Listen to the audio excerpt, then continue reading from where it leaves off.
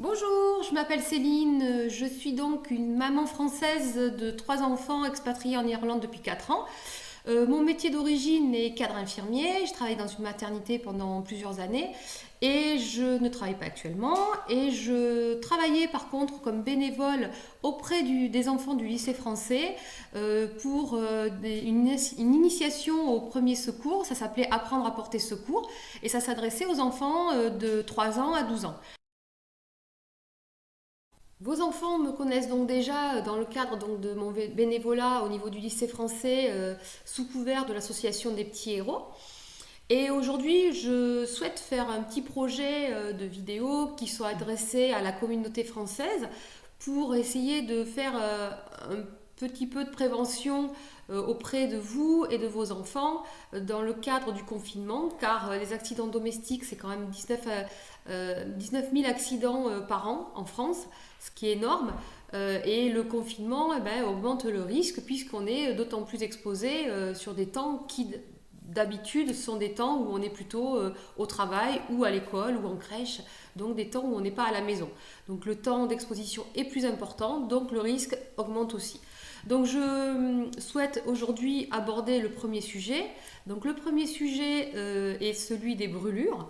Et donc pour parler des brûlures, on va commencer par parler de ce qui est la pièce qui pour moi me paraît la plus dangereuse entre guillemets pour les brûlures et pour les enfants, donc la cuisine.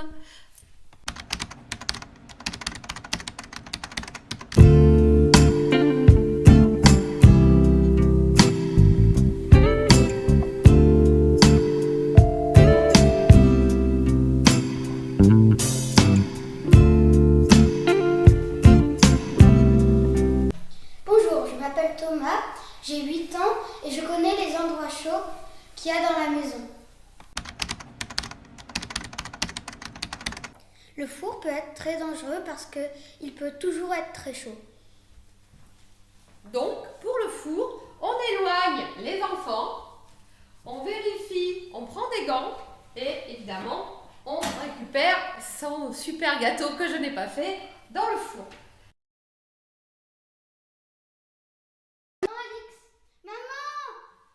Et oui, ça c'est l'accident domestique par excellence, le mange de la poêle qui n'est pas au bon endroit et les enfants comme la mienne de 3 ans qui arrivent et qui attrapent basculement et grosse brûlure. Donc là, toujours penser, la vigilance est vraiment de mise dans ce cas-là, à bien mettre le manche de la poêle dans le bon sens.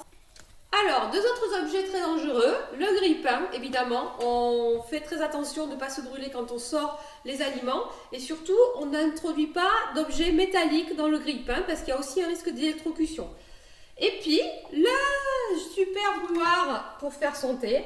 Et là, quand on fait son thé, on évite de mettre du thé sur les enfants. Et les enfants, qu'est-ce qu'ils veulent à ce moment-là quand maman elle va boire le thé? Tu veux quoi? Eh ben non, c'est pas le moment du câlin. Maman, elle boit d'abord son thé et Alix fera un câlin après. Merci.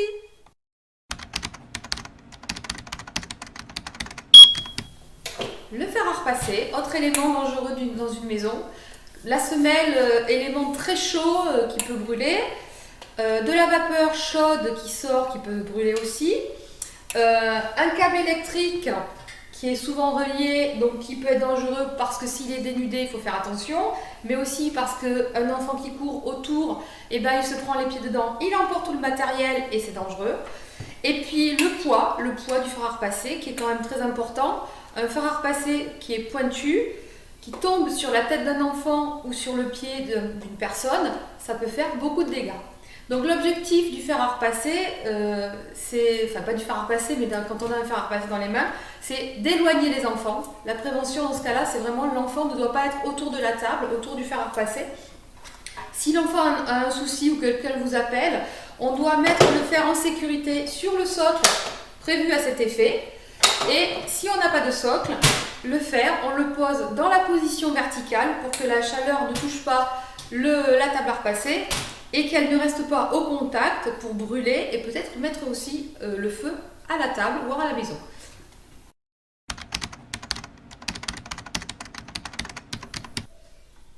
Maman, il est prêt le chocolat chaud? Aïe! Et enfant qui s'est brûlé. Donc là, la brûlure, comment on la refroidit? La brûlure, c'est très simple. On va aller mettre la brûlure, quand c'est les membres, la main ou un pied, on peut facilement mettre sous un robinet d'eau froide. Donc on met à température ambiante pendant à peu près à 15 cm, pendant à peu près 15 minutes. Il faut attendre que la brûlure ne fasse plus mal pour arrêter de mettre sous l'eau. La prévention des brûlures, le sujet est terminé. Donc je vais compléter un petit peu en vous disant que il faut bien respecter la règle de la température ambiante. C'est pas de l'eau très froide ou de l'eau chaude, on met vraiment de l'eau à température ambiante. Une fois que la brûlure est refroidie et que la douleur disparaît, on va protéger la brûlure avec un pansement stérile et on va demander un avis au pharmacien pour voir s'il y a des pansements appropriés, voir à son GP si on en a besoin, si la brûlure est vraiment pas très jolie. En cas de brûlure importante sur le corps, sur l'ensemble du corps, il faut savoir qu'il faut essayer d'enlever les vêtements, sauf si le vêtement colle à la peau, là il ne faut pas arracher du tout. On refroidit aussi la brûlure avec de l'eau, pareil à température ambiante, et là on va contacter par contre les urgences, donc en Irlande le 999 ou en numéro européen le 112, numéro d'urgence dont on a appris un geste un peu mémotechnique avec les enfants, qui est le une bouche, un nez, deux yeux, donc le 112, et c'est un numéro qui marche donc au niveau de toute l'Europe, lequel je vous engage à vraiment retenir et à apprendre à vos enfants en cas de problème.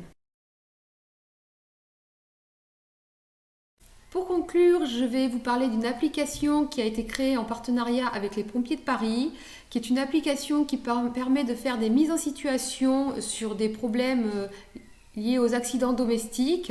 Donc ça part de la brûlure et ça passe par les coupures, les malaises. Et c'est très intéressant parce que ça peut aussi s'adresser aux enfants. Et je vous engage à aller voir cette application et à la tester. Moi je l'ai testée et j'ai trouvé ça super intéressant. Je vous remercie. Je remercie Madame Elali Chapuis pour la validation de ce projet. Si vous êtes intéressé pour continuer avec moi et avoir d'autres sujets comme les coupures et les malaises aussi à domicile, je peux essayer de continuer à vous faire des petites vidéos qui j'espère vous plairont. Je vous remercie, au revoir.